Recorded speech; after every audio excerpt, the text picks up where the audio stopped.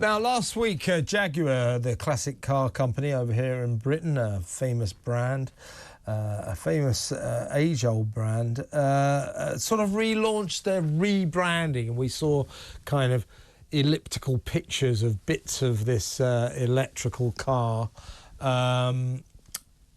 which was, you know, very angular. And look, what we saw of it looked very ugly.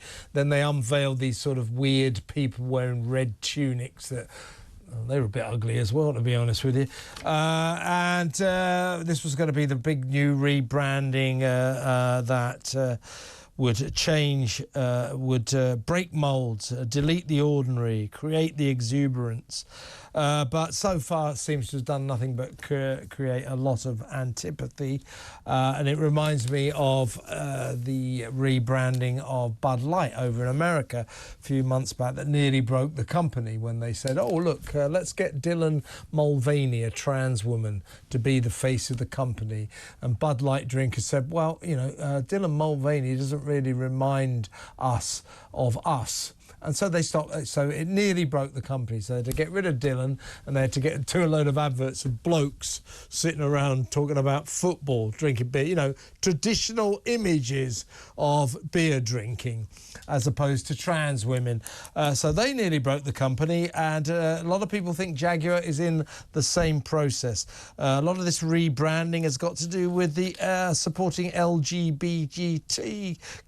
Apparently, no one quite knows why. Nothing wrong with supporting LGBTQ causes, but why Jaguar? What's the point? What does that achieve? Let's talk to the commentator for the New Culture Forum, Amy Gallagher. Hi, Amy.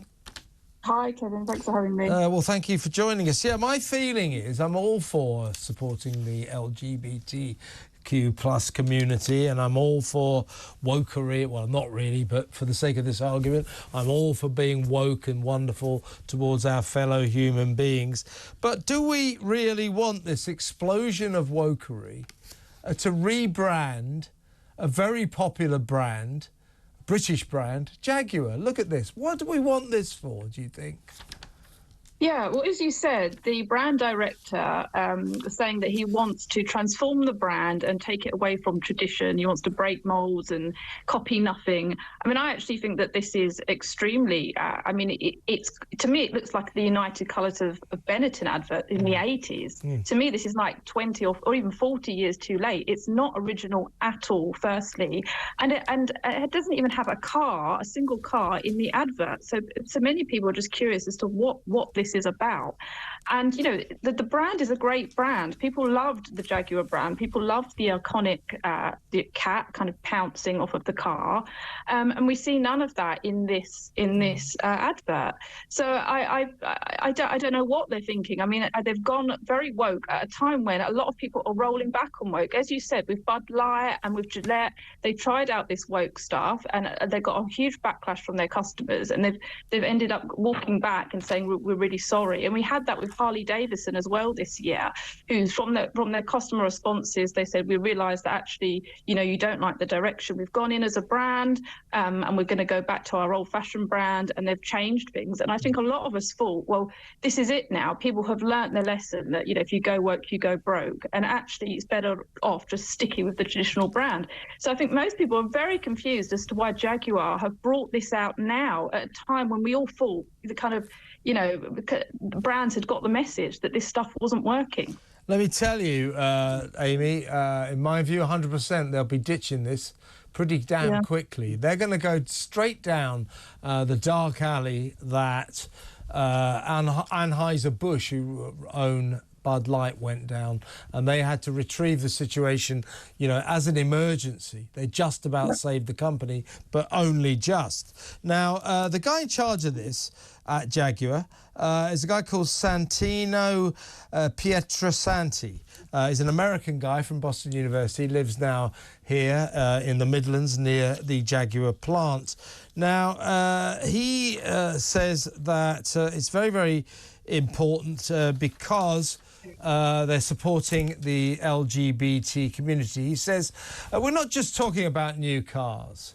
We're talking about all new ways of thinking and embracing the full spectrum of human potential and creativity. And at Jaguar, we proudly stand with the LGBTQ plus community because we know that originality and creativity thrives in spaces where people are free to be themselves. He goes on to talk about we've established over 15 diversity, equality and inclusivity groups.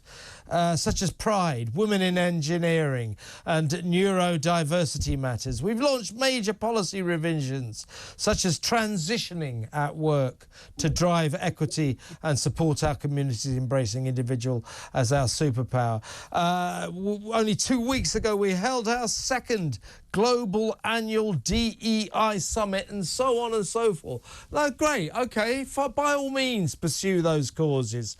But if you think that this is going to in some way improve the fortunes of Jaguar, make people buy Jaguar cars, I can't for the life of me imagine why you would even think that. Why would this make me buy a Jaguar? It's so odd because it seems as though almost they're trying to target students or activists, but students or activists don't have the money to buy Jaguars. The people that buy Jaguars have always been usually older men who've made their money and they want to buy an expensive car. And those are the sort of men that this is not going to appeal to them. So it's like almost they've totally forgotten who their target market is, and they're trying to now take on this kind of activist cause, which has got nothing to do with cars. There was nobody thought that Jaguar was a homophobic car. I mean, it's never been. It's not. It's not like it alienates gay people. It's just got nothing to do with sexuality. It's a car. Anybody could buy it or drive it. I'm sure a lot of gay men and gay women have bought Jaguars. So it's very odd and it's very off-putting, I imagine, to their customer base. And very interestingly, only today we found out that this brand director who you mentioned, he actually has one of the old petrol cars with the Jaguar cat on his car parked in his driveway.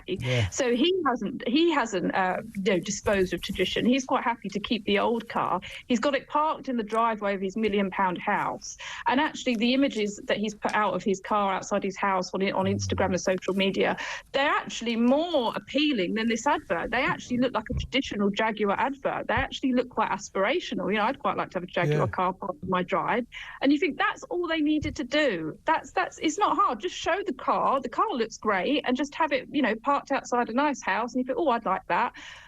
So this is the woke hypocrisy. They want to get everybody else to change their opinions and change their lifestyles, but they don't want to do it themselves. They want to stick with the old luxury car because that's what suits them. I can only imagine that when this guy, Santino Pietrosanti, sat down with he's an American guy from Boston University, sat down with, shall we say, traditional British Jaguar car executives. He must have said, we're going to do this and we're going to LGBTQ and weird Martians and strange cars. I can only imagine that these car executives probably went, well, if you say, do you really think this is going to work? Oh, yeah, it's going to work. It's going to be fantastic. It's going to... Okay, then. I'm going to say right now, it already isn't working, is it? No, and apparently they got about 800 people, staff, to work on this advert. And I feel like just an A-level student could come up with something better. It beggars belief how much money and how much time and how many people could be spent on something that is so terrible and so blatantly kind of just rubbish. Really, it's remarkable. It's just so boring. It's not original. Nobody in the advert actually looks happy. Everybody looks miserable. You think, gosh, I don't want to be like them. They look like weird, miserable, freaks. There's nothing appealing about it whatsoever. And they're getting rid of the famous Jaguar badge of the growling, sort of almost famous Jaguar. The mark of the company. They're getting rid of that, and they're sort of turning it into some weird little J's like that look ugly. That's another thing that will be coming back, Amy. The Jaguar, the growling Jaguar will come back. I guarantee you. Yeah, I think it will do. It's very interesting. All these brands that they try to kind of wokeify, they're always quite masculine brands. Yeah. So obviously with this brand, the Jaguar is a symbol of kind of aggression. It's an animal. It's a strong animal. It appeals to, its buyers, which are men. It's a strong image. And they always want to kind of undo that, or detox. It's kind of like detoxify. Detoxify, kind of masculine because masculinity is always toxic, isn't it? Yeah. Exactly. Being a bloke, very bad thing, very bad thing.